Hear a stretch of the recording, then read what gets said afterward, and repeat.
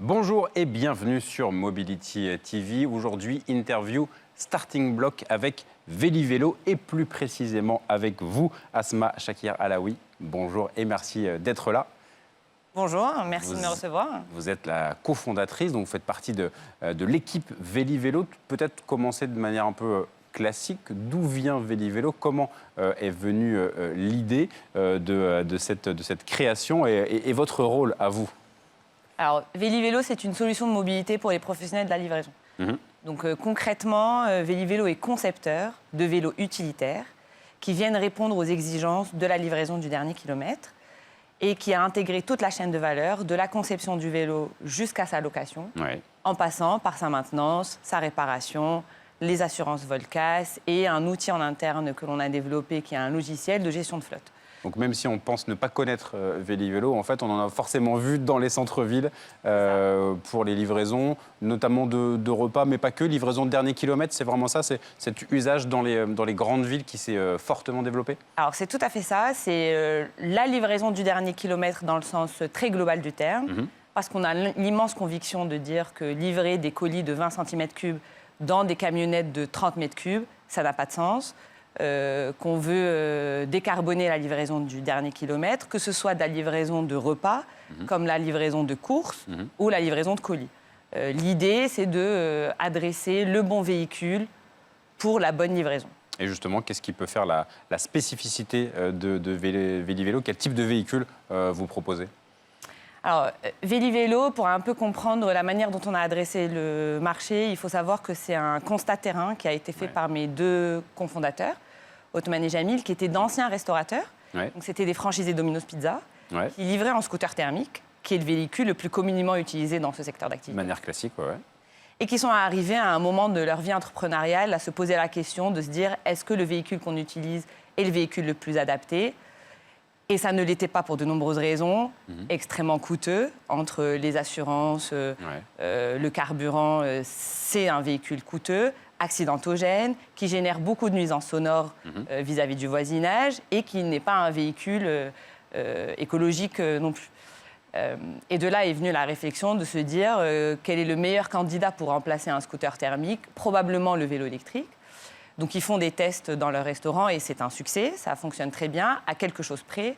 C'est que le véhicule pour un particulier n'est pas un véhicule qui peut s'adresser à un professionnel et qui a besoin de certaines caractéristiques il assez fallait spécifiques. vraiment l'adapter. C'est-à-dire que le vélo électrique qui existait sur le marché, il ne pouvait pas forcément correspondre à tous les usages. Exactement. Notamment, j'imagine, peut-être l'aspect robustesse de la fréquence d'utilisation. Exactement, c'est tout à fait ça. Un vélo qui adresse le marché de la livraison doit être un véhicule robuste, parce que c'est un outil de travail qui est sollicité toute la journée. Il doit aussi avoir une forte autonomie de batterie, qui est un vrai sujet. On ne peut pas dire à un livreur qui n'a plus de batterie au bout de 2 heures de shift. Donc, il faut penser la batterie avec suffisamment d'autonomie, je dirais. Et surtout, le nerf de la guerre dont on ne se doute pas forcément de premier abord, c'est la maintenance facilitée. C'est-à-dire que le véhicule doit être capable d'être réparé vite et à moindre coût, et dans des conditions compliquées, parce que c'est des réparations qui se font en itinérance, donc en extérieur, ou dans des conditions météorologiques parfois pas très... Voilà. Donc là, vous apportez vraiment ce côté package tout en un pour les acteurs qui vont faire appel à vous, qui auraient pu se dire, c'est facile, je vais m'acheter, moi, 3 vélos électriques et je vais les donner à mes livreurs. C'est ça l'idée, c'est de tout prendre en compte. Exactement, prendre en compte les exigences du marché, les exigences de la livraison, et dire à nos clients, votre métier est suffisamment prenant, focus sur votre métier, et tout ce qui est problématique sur le véhicule de livraison, c'est la problématique de Vélivélo et plus la vôtre, et donc avoir un seul interlocuteur qui gère la flotte de livraison. Juste pour revenir un petit peu sur vous, votre parcours au sein de Vélivélo, comment ça s'est fait? Est-ce que il y a souvent des hasards? Est-ce que comment ça s'est fait pour vous? Alors moi, je n'étais absolument pas prédestinée ni à être entrepreneur, ni à travailler dans la mobilité. Moi, je suis une ancienne auditrice. J'ai fait 9 ans de conseil et d'audit chez UI. Mais j'étais spécialisée dans ce qu'on appelle le Fast Growing Entities. Donc, je m'occupais spécifiquement des startups. J'ai bossé pour un certain nombre d'entre elles, Blablacar, Vestiaire Collective, Mythique, Deezer. Et j'avais un peu cette fibre financière, managériale. Pour accompagner le développement, le passage à l'échelle comme souvent, Exactement. etc. Voilà. Et puis là, je croise, on discute avec mes 2 associés et le premier réflexe, c'est de dire si ça a fonctionné pour vous, ça a fonctionné pour tous ceux qui font le même métier que vous. Ouais. Donc, allons-y, montons Véli-Vélo et adressons cette offre à tous ceux qui en ont besoin. Et donc là, pour l'instant, oui, parce qu'il y aura forcément des perspectives, mais à date, Véli-Vélo, vous êtes présent dans combien de villes? Quelles sont les perspectives, notamment de recrutement, de développement? Alors, Véli-Vélo, c'est 4000 vélos en circulation, Ouais. avec une couverture nationale Paris, Lille, Lyon, Bordeaux et Marseille. Ouais. Une ouverture très proche dans le mois qui arrive en Espagne, l'Italie puis le Portugal.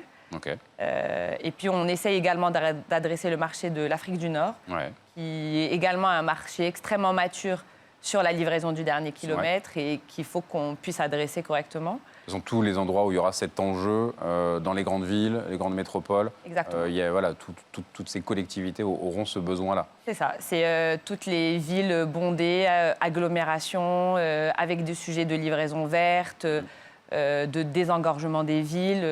Forcément, notre solution, elle aura du sens. Donc on est d'accord que votre offre, elle est destinée à des professionnels, pas forcément pour des flottes d'entreprises, éventuellement si pour un collaborateur, pour avoir un vélo fiable, robuste, pour les trajets domicile-travail, comme ça se fait de plus en plus, le vélo électrique de fonction, ça peut exister ou c'est pas forcément l'idée?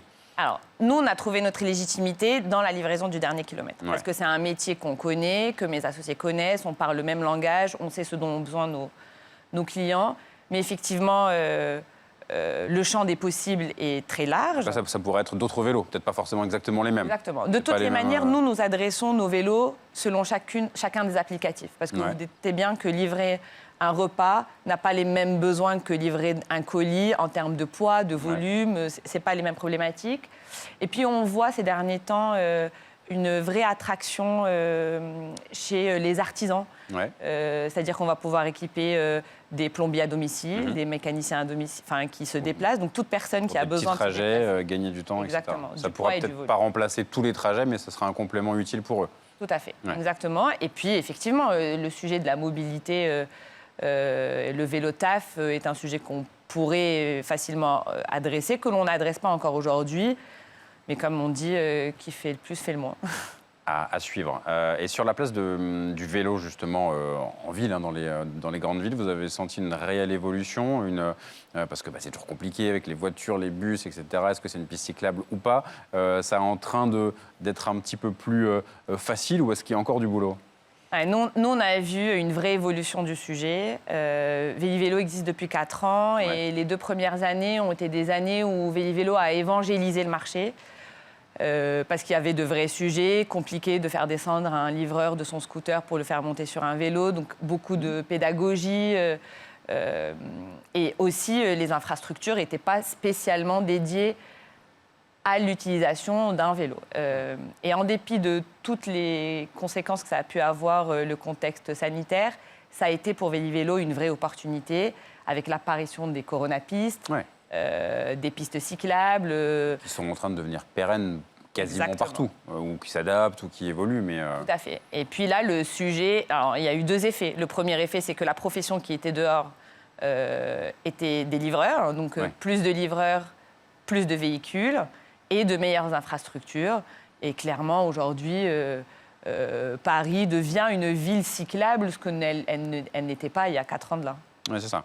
Et pour 2022-2023, quels sont vos objectifs, vos perspectives de développement? C'est convaincre encore plus de monde qu'il y a plein de choses à faire circuler grâce au vélo électrique et pas que les repas, on l'a dit. Nous, on est convaincus que l'avenir de la livraison, c'est la cyclo-logistique. Pour de nombreuses raisons. Alors, effectivement, la livraison par drone, tout ça, c'est des sujets passionnants. Néanmoins, à très court et moyen terme, il est évident qu'on doit changer nos habitudes de livraison et qu'on doit convaincre les grands acteurs, Amazon, des PD, des HL, tous ces acteurs historiques de la livraison, de faire une transition vers de la livraison verte et à la fois efficace. Parce que ce qui est intéressant dans la livraison à vélo, c'est qu'on ne perd pas l'efficacité, parce que c'est le véhicule le plus rapide en agglomération urbaine. Donc on a une économie de coût et une pertinence de livraison, une satisfaction du client, une image et une démarche éco-responsable. Moi, j'aime bien dire que c'est une solution écologique. Il est à la fois logique et économique et ça a tout son sens. Ça compte souvent, effectivement. Voilà, Eh bien, on va suivre ces évolutions de près avec vous. Merci beaucoup, Asma Shakir Alaoui, d'être venue, cofondatrice de Vélivélo. Et à très bientôt sur le plateau de Mobility TV.